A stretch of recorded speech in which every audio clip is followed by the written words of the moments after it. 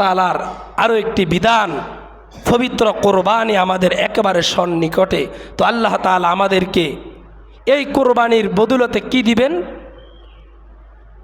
বলে, ইমানদার বান্দা আল্লাহর রাজি খুশির জন্য, আল্লাহর সন্তুষ্টির জন্য যদি আল্লাহর রাস্তায় কোনো একটা জন্তু, গরু, মহিষ, উট, দুম্বা, ভেড়া, বকরি জবে করে, রব্বুল আলামিন বলেন বান্দার অন্তরটা যদি সহি হয়, খালেস নিয়তে জবেহকৃত পশুর রক্তটা জমিনে পড়ার আগে আগে রব্বুল আলামিন আরশে আজিমের মধ্যে তার কোরবানি কবুল করে নিবে। কোন সুবহানাল্লাহ। এবং ওই জবেহকৃত পশুর প্রতিটা পশমের বিনিময় আল্লাহ রব্বুল আলামিন ওই বান্দার আমল নামার মধ্যে নেকি লিখে দিবে। কোন সুবহানাল্লাহ। সাহাবাই کرام প্রশ্ন করলেন, ইয়া রাসূলুল্লাহ সাল্লাল্লাহু আলাইহি ওয়াসাল্লাম, কিছু কিছু বকরির গায়ে তো পশম বেশি, কিছু কিছু ছাগলের গায়ে পশম বেশি না, তাদের ব্যাপারে? বলে, তাদের ব্যাপারে রব্বুল আলামিন পশম যত বেশি হবে, প্রতিটি পশমের বিনিময় আল্লাহ পাক রব্বুল আলামিন তাদের আমল নামার মধ্যে সমপরিমাণ নেকি দিবে। কোন সুবহানাল্লাহ। আজিমের মালিক আল্লাহ রব্বুল আলামিন সঙ্গে সঙ্গে ঘোষণা দিয়ে দিলেন, ইন্না আ'তাইনাকাল কাউসার, হে নবী আমি আপনাকে কাউসার দান করলাম। কি দান করলাম? কাউসার। কাউসার কি? বলে, এটা জান্নাতীদের জন্য আল্লাহ তাআলার পক্ষ থেকে বিশেষ একটি শরবত নামক নেয়ামত। কোন সুবহানাল্লাহ। এই হাউজে কাউসারটা আমি নবী মুহাম্মদুর রাসূলুল্লাহ সাল্লাল্লাহু আলাইহি ওয়াসাল্লামকে দান করলাম। হে নবী আপনি আমার জন্য দুইটা কাজ করেন। কয়টা কাজ?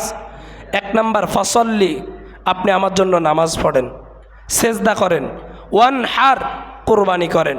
তাহলে নামাজের আদেশটা কে দিল? আল্লাহ। কোরবানির আদেশটা কে দিল? আল্লাহ। নামাজও যেমন আল্লাহর বিধান, কোরবানিটাও আল্লাহর বিধান। তৃতীয় নাম্বার, আল্লাহ ওই কাফের বেঈমান মুশরিক আবু জাহেল, উতবা, সাইবা, আবু লাহাব তাদের কথার জবাবে বললেন, ইন্না শানিআকা হুয়াল আবতার, যারা আপনাকে লেজ কাটা আর নির্বংশিয়া বলে, হে নবী অচিরেই তারাই নির্বংশ, তারাই লেজ কাটা, তাদের নাম গন্ধই পৃথিবীর বুকে থাকবে না। আপনার নাম পৃথিবীর প্রত্যেকটা মানুষের জবানে, পৃথিবীর প্রত্যেকটা মুমিন বান্দার হৃদয়ে, প্রতিটা গ্রামে, মহল্লায়, শহরে আমি নবী মুহাম্মদুর রাসূলুল্লাহর নামকে আকাশে বাতাসে, দুনিয়া আসমান জমিন সব জায়গায় প্রকাশ করে দিব, প্রচার করে দিব। কোন সুবহানাল্লাহ। আল্লাহ রাব্বুল আলামিন বললেন, নবী যারা আপনাকে নিয়ে ঠাট্টা বিদ্রুপ করে, আবু জাহেল, আবু লাহাব, আপনাকে নিয়ে তারা বিভিন্ন রকম অপমান অপদস্থ করে, ইন্না শানিআকা হুয়াল আবতার, তারাই হচ্ছে নির্বংশিয়া, তারাই হচ্ছে লেজ কাটা, যারা আপনাকে অপমান করে নবী তাদের নাম পৃথিবীর জমিনে থাকবে না। যদিও থাকে, এদের নাম নেওয়ার সাথে সাথে প্রত্যেকটা মুমিন বান্দারা বলবে লানাতুল্লাহি আলাইহি। আবু জাহেলের নাম পৃথিবীর কোনো হিন্দু, বৌদ্ধ, ইহুদি, খ্রিস্টান তাদের সন্তানের নাম আবু জাহেল রাখে না। কোন একটা কুত্তার নামও তো আবু জাহেল কেউ রাখে না, একটা কুত্তার নামও রাখে না। তার যে বাড়ি ছিল, হাজী সাহেবরা গিয়েছেন দেখেছেন, তার বাড়ির মধ্যে হাজী সাহেবদের পায়খানার জায়গা, বাথরুমের জায়গা। কথা বলেন ঠিক না? কিয়ামত পর্যন্ত এভাবে তারা অপদস্থ হবে।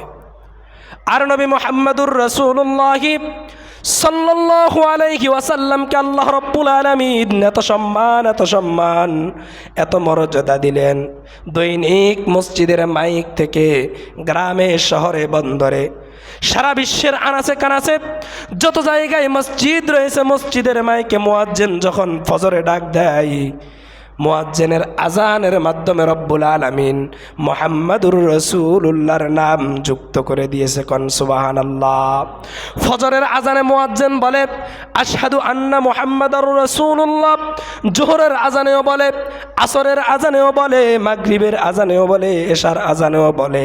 শুধু তাই না, মুমিন মুসলমান বান্দারা যখনই রব্বুল আলামিনের সামনে নামাজে দাঁড়াবে, নামাজের সালাম ফিরানোর পূর্বে তাশাহুদের পরে দুরুদে ইব্রাহিমের মধ্যে নবী মুহাম্মদুর রাসূলুল্লাহ সাল্লাল্লাহু আলাইহি ওয়াসাল্লামের নাম আছে না নাই?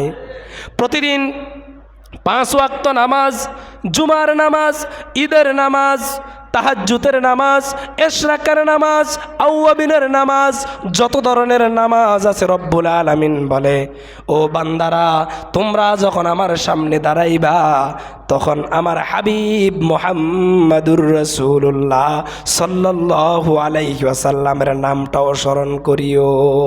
সুবহানাল্লাহ। রব্বুল আলামিন বললেন, ইন্নাল্লাহা ওয়া মালাইকাতাহু ইউসাল্লুনা আলান নবী, নিশ্চয় আমি আল্লাহ নবী মুহাম্মাদুর রাসূলুল্লাহর উপর দুরূদ পড়ি। ওয়া মালাইকাতাহু, আমার ফেরেশতারা পড়ে, তোমরাও পড়ো। নবীর উপর আল্লাহও দুরূদ পড়ে, ফেরেশতারাও পড়ে, আমাদেরকেও পড়ার জন্য আদেশ দিলেন কে? আল্লাহ।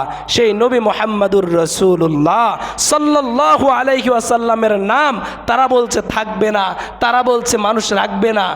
আর প্রতিটা মুমিন বান্দার অন্তরে তারা তাদের জীবনের চাইতে, ছেলের চাইতে, মেয়ের চাইতে, বিবির চাইতে নবী মুহাম্মাদুর রাসূলুল্লাহ সাল্লাল্লাহু আলাইহি ওয়াসাল্লামকে বেশি ভালোবাসে। কোন সুবহানাল্লাহ।